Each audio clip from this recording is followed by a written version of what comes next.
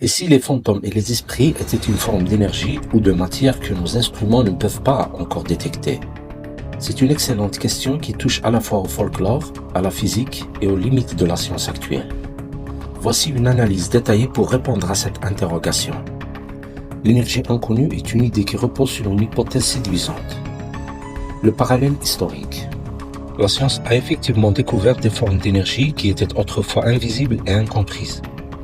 Par exemple, les ondes radio, les rayons X, les infrarouges ou même la matière noire et l'énergie sombre, qui constituent la majeure partie de l'univers, mais dont nous ne détectons que les effets indirects.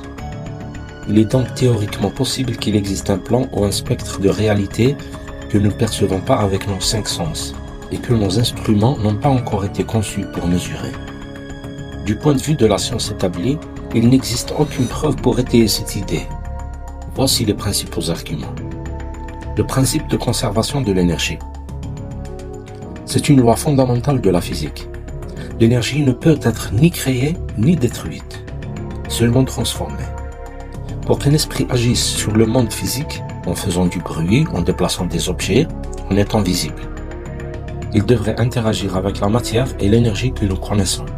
Cette interaction serait, en principe, mesurable.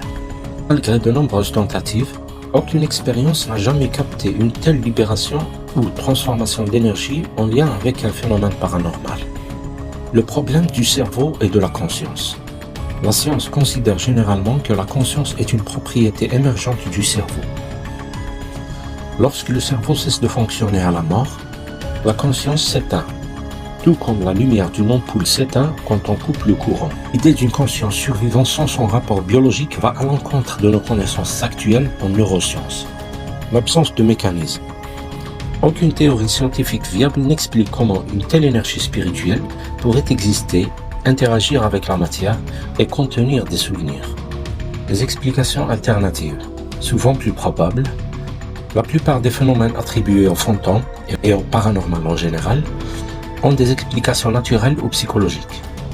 Les causes psychologiques sont pareidolie, c'est-à-dire tendance à voir des visages ou des formes dans des stimuli ambigus, comme dans les nuages ou les ombres, état hypnotique, ou même des conditions comme la paralysie du sommeil, qui peut provoquer des hallucinations terrifiantes avec une sensation de présence. Les causes environnementales. Les infrasons, c'est-à-dire les sons de très basse fréquence inaudibles pour l'oreille humaine, mais qui peuvent provoquer des sentiments de malaise, d'anxiété, des frissons et même des hallucinations visuelles. Les champs électromagnétiques.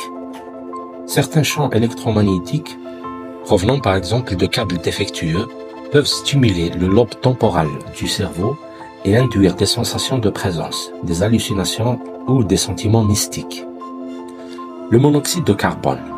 Des intoxications légères au monoxyde de carbone peuvent provoquer des hallucinations, des maux de tête et une sensation de présence étrangère.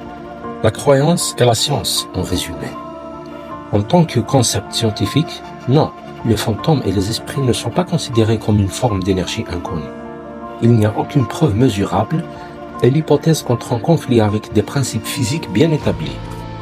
En tant que croyance, que ce soit comme expérience personnelle ou comme phénomène culturel, l'idée reste puissante.